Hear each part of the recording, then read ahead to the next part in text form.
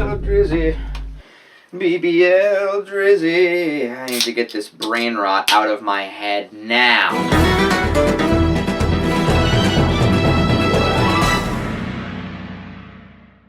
Hey Irish Porry gang, welcome back to another Irish Porry Gone video. Welcome back to everyone's favorite series, First Impressions, which is the show where we review things the day after they come out. As usual, I'm your host Gavin, and today we have a very cool album. We have 21 Pilots' new album entitled Clancy. This should be a pretty interesting album. 21 Pilots, of course, is a group that had their breakout with their third album, Blurry Face, way back in 2015. And have since been kind of all over the place with their music, and this is their sixth album, so it's been a while. 21 Pilots is always kind of a band that has been an important part of my childhood growing up. Their breakout came out, I was about 10. When their most critically acclaimed album came out, Trench, I was 13, so I was kind of right in that nostalgic childhood zone for their two most well-known albums. Which kind of puts a special place in my heart for them. Growing up, I thought they were the coolest band that ever did live. I thought you couldn't get any cooler than 21 Pilots. When I was a kid, I wasn't allowed to have a phone until I was 13, but however, my dad did give me a little iPod mini when I was about probably 10 or 11, saying you can use this for music. And the thing was, I was broke being 10 or 11. So I had to live with what was on that iPod, and it was essentially the free U2 album everyone got, 21 Pilots' Vessel, 21 Pilots' Blurry Face, two Pentatonix albums, and the soundtrack to The Wedding Singer. So it was a very odd assortment of albums, but because that was all I had, that was all I listened to for essentially 2 years. So these albums have a very special place in my heart, especially Blurry Face. I listen to that thing all the time. I still have large parts of it memorized. And they do have a special place in my heart just because that was also one of the first times I felt included in a group, because until then I didn't really have any friends, and to know that I could like something that other people liked and wasn't the odd one out was really special to me. So that was one of the first times I felt included in a group. But 21 Pilots, very big part of my childhood. Let's talk a little bit about their previous records. Their first record, their debut record, self-titled, came out in, I believe, 2009, 2010, I can't really remember. That record is an interesting one because the songwriting is very good right off the bat, and I think that the lyricism is present immediately, but it's not quite as polished as later works, of course, being that it was essentially three guys in their basement making this album. So it's not quite polished, but the songwriting is very good, and I think it does have its merits, so that one kind of sits at a high 5 for me. Regional at Best was their second album, but that one was kind of knocked off the shelves almost immediately and is not available to buy almost anywhere. It's very rare nowadays. Vessel is kind of sitting around a middle 7 for me. I think it does a good job improving upon the groundwork that debut set, but doesn't quite reach that upper level for me yet. For me, Blurry Face is a very difficult album to rank because in my heart it's a 10 because I love every track on that album, but realistically it's more of a high 6, and it's kind of just pop disguised with other things. And it pretends like it's not, and it kind of has this weird identity crisis thing where it can't really pick a foundation to build on, and because it just has that lack of direction and, well, honestly, abundance of direction, to a point where it feels a bit canoodled. I think that one kind of sits around a high 6. I think it was a slight step down from Vessel, but again, to me, it's a 10. I listen to it all the time. Trench is very much their most critically acclaimed album, and I'd agree with that. I think that they do a really good job capturing the rawness of their first album with the production value of later albums and above and beyond that. I think it sits at a low 8. And it also does a really good job world building. And then Scaled and Icy, being their newest album before Clancy, came out in 2021. That album was pretty terrible, low 3 at best, maybe a high 2. It is not good, and we will not talk about it. Just kidding, of course we're going to talk about it. It has strong production to a pop standpoint, because I feel like the mix is well delivered. However, everything else about the album is pretty terrible. The lyricism is boring and bland.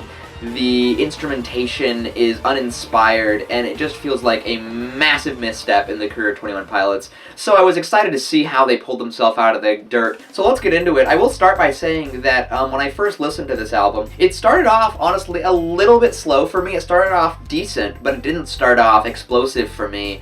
The opening to Overcompensate was quite nice, but I feel like from there, it kind of spirals off a little bit before it kind of regains direction. And so I will say, I think the strength of this album is the middle. So if you start to disagree with some of my earlier track 1, track 2, track 3 ratings, just hold on for a second because I'm getting there. As I do think that the middle part of this album is very strong, so that's just a little disclaimer, but let's get right into it. This album starts out with Overcompensate, which I think has a strong opening. It has an ear-catching hook, but a hook is not enough to save a song. I gave it a high 6. Just because I didn't feel like it was meeting that bar that I was kind of expecting them to go back to. That bar that they set with Trench, that bar that I kind of expect from Tyler Joseph and his songwriting, and Paul Meany and his production to hit. It stands out to me as this song, which is just really weird to be put out as the lead single, which, of course, I'm not here to judge what songs they picked as the lead singles, because the singles were the singles and now are at the album. Overcompensate, to me, feels like a pretty good 2-section song. A lot of times bands can really miss hard when there's a dramatic change,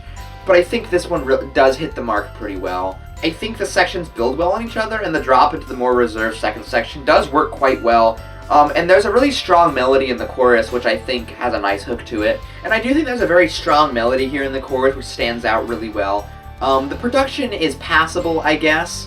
A lot of the instrumentation feels like too overcompressed to me. In particular, the drums just sounded very overcompressed. And the production did not impress me in any right. But ultimately it does come together into a musically well put together piece. The lyrics, however, are not wowing to me in any way, shape, or form. For instance, the lines, "Earned my stripes, 300 tracks in my Adidas track jacket," is a very uninspired line, and just kind of lines similar to that, for example, just really threw me off on this song. The opening beat drop with the line, "Welcome to Trench," is a very, I don't know, I found it rather corny and not in the good way. It almost sounded like it was him trying to convince us this album was going to be good, which I don't really like. I think you should let your music speak for yourself, and if you're throwing stuff at us like, "Welcome to Trench," "Welcome to our best work," blah blah blah, like, that's kind of what it felt like to me. And maybe I'm missing the message there, because I know this is a lore album, and I know Trench is an important word in the lore. I'm not up to date on my 21 Pilots lore in the slightest, but I feel like it just did not come across as very lyrically inspired whatsoever, and so that mediocre production and bad lyricism did bring it down quite a bit for me. However, the instrumental I do think was really good. I do think there's a very, very solid concept there, and if you're just looking for a bop, go ahead and throw it on in the car on a road trip. Next Semester I did feel like it was an improvement. I gave it a middle 7. Next Semester is a pop song disguised as a summer anthem, which I think has some nice touches to it. It's also produced decently again, but not quite cracking that upper level I expect. Again, I just feel like the drum is not mixed in there right at all. It's being overcompressed. It's very unfortunate. Here, well, on the first track it was overcompressed. Here it's kind of just not in the mix. Which is unfortunate, because I feel like Josh Dunn is a very underrated drummer who his skill really comes through and is apparent through his subtlety. And when you're buried in the mix, I feel like you don't really have a chance to show that subtlety very well at all. Ultimately, it comes across as a pop bop, as the kids say these days, with some really nice cohesion. The cohesion is what brings it together. I feel like there was one vision, and clearly just one producer in the studio and Tyler Joseph kind of executive producing, and it just came together really nicely. There was a cohesive vision, and it did do that well. It's the same levels of execution as Overcompensate, but the lyrics are a bit better, essentially, is what I kind of came to the consensus of. Backslide, it's starting to hit its stride a little bit better here. Backslide I gave a low 8. It is where the album starts to show more lyrical strength, for sure. I feel like the introspection that Tyler has on himself is a lot stronger here. I also feel like the production is a bit better, and being a little more stripped back, I feel like there is more room for bolder choices, which I feel like really come through here, you know. The song structure in the chorus is a bit weak. Tyler cutting himself off over and over with different dubs. It didn't quite sit right with me. But I'm willing to cut that a bit of slack here, as the verses are pretty fire. The ending also has some really nice spice to it, and I think that Backslide is starting to hit the album's stride quite well here. Midwest Indigo I really liked. I gave it a high 8. It sticks out to me as the album really hitting that expectation that is set by the most promising bits in Overcompensate. I feel like it's really starting to hit the expectations that were set in that opening bit. Whereas Overcompensate leans away from that energy, I feel like Midwest Indigo really kind of grabs it by the horns and controls it to its best of its ability. The energy is very high, the melodic hook is very nice and very 21 Pilots-y, and the lyrics are really hitting here. I feel like this is what I was expecting from the band that put Trench out 6 years ago, and I was not disappointed. But still, this song does get knocked a bit for one reason, and that's the production. The production is just not tight on this song at all. I feel like the drums are back to feeling like this weird compressed fish out of water, but then the drum fills almost wash out the mix, having this weird clipping effect that just feels like a mistake rather than a choice. It's almost like the engineers didn't know he was going to do a fill there and just forgot to bring down the mix or whatever it is, you know. There's some weird clipping effect and I don't like it. I don't think it's an accident, but it doesn't sound good. And the lead synth is not doing it at all for me. It becomes too washed out when it should be piercing, and vice versa, to be honest. And I feel like this album, at this point, I was kind of worried that this album was having a serious midsy problem where the low end and the high end were not really coming out and it was falling into this sort of dynamically compressed mess a little bit.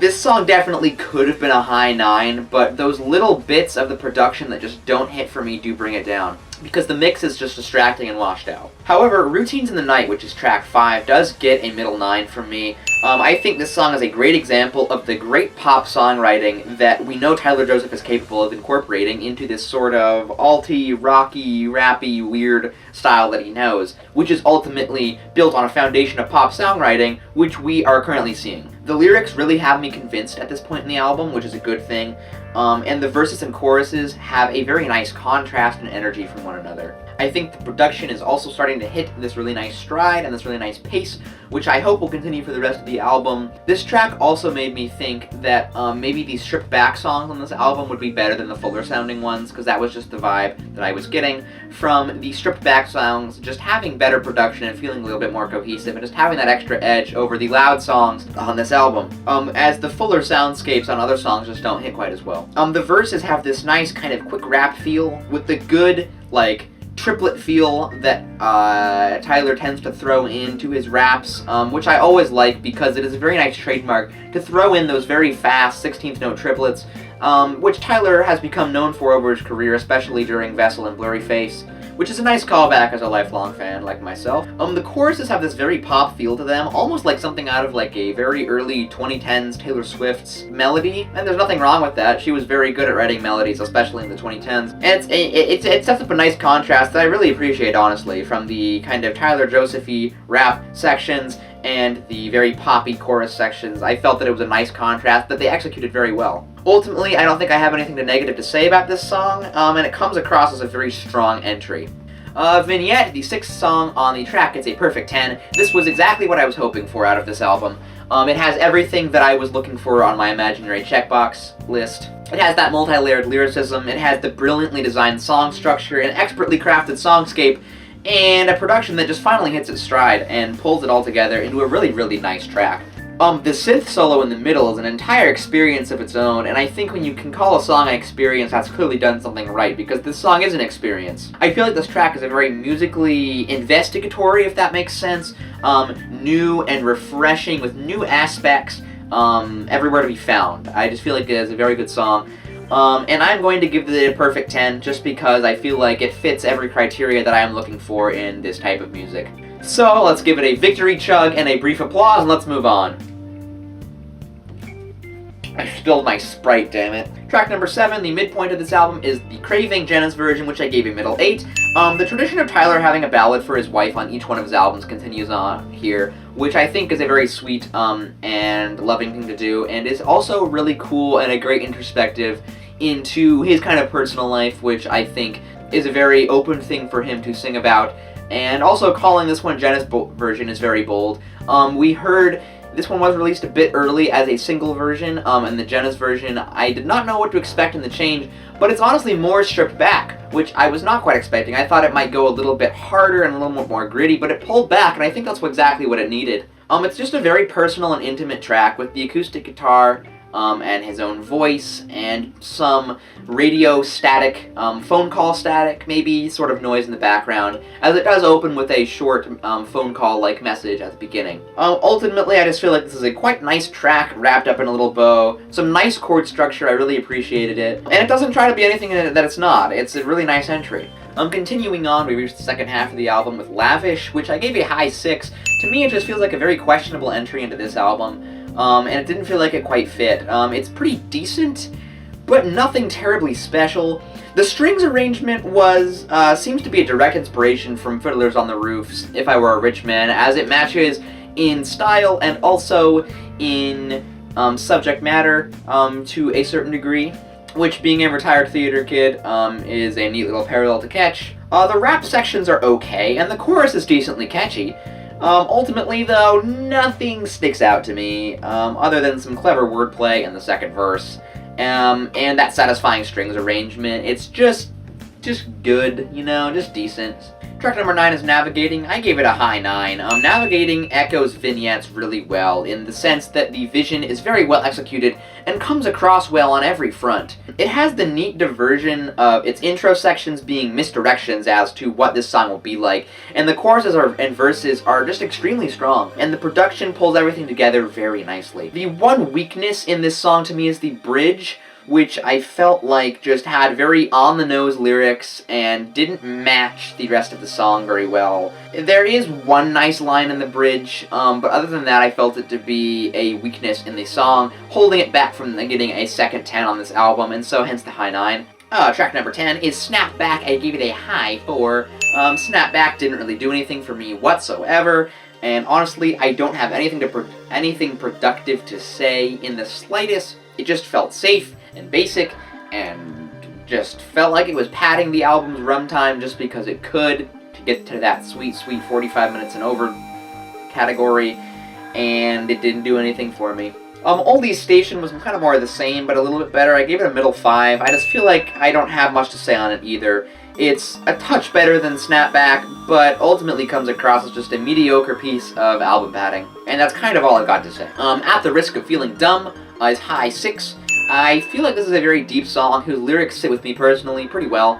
I've heard lyrics similar to this from Out of People's Mouths, I know and care about, and so it kind of reminds me of that a little bit, which I feel like is some nice lyrical imagery there. However, I think this track has a very huge flaw, and that is that 21 Pilots did a song very similar to this, better, over 10 years ago on their debut album. It's called Friend Please, and it is one of my favorite 21 Pilots songs. It is essentially the same subject matter and type of song, only Friend Please does it better, with more raw emotion and more delivery, conveying that emotion, and just a more interesting listen, with a more interesting soundscape, to be honest. So I feel like if you are not matching what you did 5 albums ago, it gets docked several points for me, and so that's why this one kind of sits at a high 6, because it does a good job with lyrical imagery, but it is missing that passion coming across to its maximum. And finally, the track ends with one that is double the length of every other track on the album. That is Paladin Strait, with a middle 8 grade from me.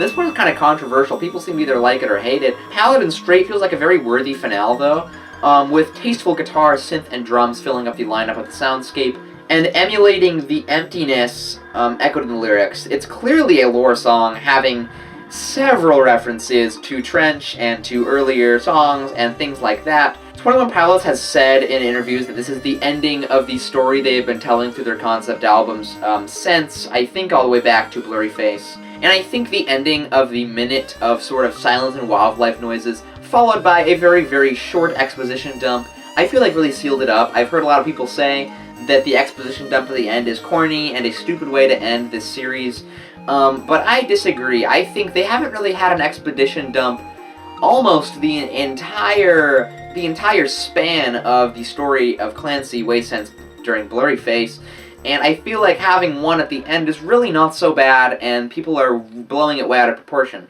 And I just kind of respect it as a great bit of storytelling, having the only direct, obvious, in-your-face narrative come at the end. And so ultimately, I feel like this brings a very nice bow, wrapping up the end of the 21 Pilots series of albums. And I'm excited to see where they go from here, because they could go in any direction they wanted, honestly, as long as it's not back to Scaled and Icy. I will never forgive them for Scaled and Icy. Ah, I finished my soda. What a tragedy. Okay, time for the best and worst track. The best track, as you may have guessed from my review, is Vignette. I gave it a 10. I feel like it is everything that a 21 Pilots song can be and is. And the worst track for me is easily Snapback. It is just doing absolutely nothing and a little bit worse, just very lacking, so hence the 4. So in conclusion, I feel like this album has very, very high highs, which it leaps across like a superhero over burning buildings. That's a weird analogy. Why did I say that? I don't know. Continuing. I do think this one weakness, though, is that it takes a while to hit its stride. I feel like it starts out decent, but could start out stronger. And I feel like if you're hitting your stride around track 4 to track 7 on a 13 tracker, I think you want a little bit more oomph in the first bit of this album. However, I do feel like this album really has a strength, and that its low points are pretty mediocre, which is exactly what you want. You want your low points to just be mid, because then I think you have a really, really good chance at pulling out a great album. Also, when I averaged all the grades together, I got a 7.2, which I feel like kind of undersells this album, because I think that ultimately it comes together as a very cohesive and great piece of work, which has a very, very strong arc and a very, very strong story being told throughout the tracks without actually ever telling a story until the end. One interesting nitpick about this album is that the singles were, interestingly, some of the least interesting tracks compared to the middle section of this album. It was a very interesting choice, because typically the singles are some of the stronger tracks on an album, and that's why they're picked to be singles. So this was just interesting. I'm not docking any points for it. It's just an interesting note, because typically the singles are stronger. And I feel like it serves as a really nice conclusion of storytelling, and I feel like to really appreciate it for what it is, you have to have at least listened to the earlier albums and know a tiny bit about 21 Pilots, but not to the degree of having to put together a Marvel Cinematic Universe. You just kind of have to know a tiny bit, and then you can really appreciate it a lot more, which I think is nice, because you can appreciate it for what it is not knowing anything about 21 Pilots, but if you know a little bit, you can appreciate it more. It's like a running gag. And when this album does hit its stride, it's very, very good. It has a clear vision, a nice arc, and overall, I'm really able to look past that mediocre start and give this quite a high grade. I am going to sit with a comfortable low 9 for this album, and I hope that you agree with me, because I sure do. I think this was pretty fantastic, and I am sure to add some of these to my playlist soon. Until then, I have a Lenny Kravitz and a Vince Staples album to get to. I didn't review those today because the people didn't want it. People voted for 21 Pilots. But until then, I'm going to get to listening to those. So let me know what you think, and I'll see you in the next one. See ya.